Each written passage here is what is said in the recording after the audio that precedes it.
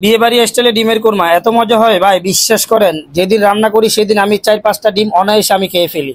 তাহলে রেসিপিটা দেখে নিন। ফার্স্টে কিছু তেলের মধ্যে আমি 50টা ডিম সুন্দর করে ফ্রাই করে নিচ্ছি, হাফ ফ্রাই। তার মধ্যে সেম তেলে দারচিনি, এলাচি, লং, তেজপাতা, হালকা একটু জৈত্রিক আমি এখানে দিয়ে দিচ্ছি। এখন 1 কেজি দেশি পেঁয়াজ ব্লেন্ড করে দিয়ে দিচ্ছি।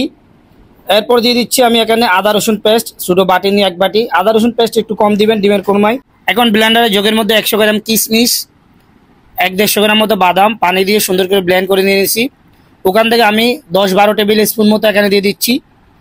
এগুলি দেওয়ার পরে হালকা একটু গোলাপ জল, এটা বাসায় থাকলে দিবেন, না দিলে কোনো সমস্যা হবে না, এটা জাস্ট ফ্লেভারের জন্য দিচ্ছি।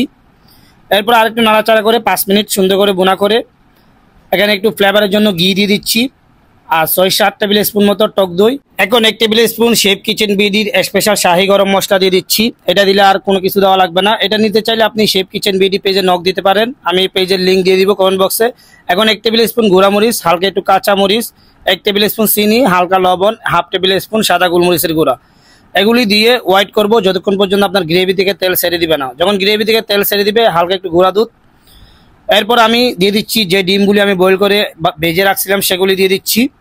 এগুলি দিয়ে 5 থেকে 6 মিনিট রান্না করে নিলে হবে, এর বেশি রান্না করতে হবে না। এখন উপরে একটু হালকা পেঁয়াজ বেরেস্তা দিয়ে দিচ্ছি। দেখেন কত সহজে রেসিপিটা তৈরি হয়ে গেছে। রেসিপি ভালো লাগলে অবশ্যই আমার পেজটা ফলো দিয়ে সাথে থাকবেন। আল্লাহ হাফেজ।